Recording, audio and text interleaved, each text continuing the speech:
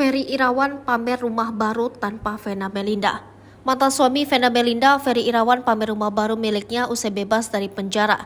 Diketahui Ferry Irawan aktif di media sosial usai bebas dari penjara atas kasus kekerasan dalam rumah tangga ke mantan istrinya Vena Melinda.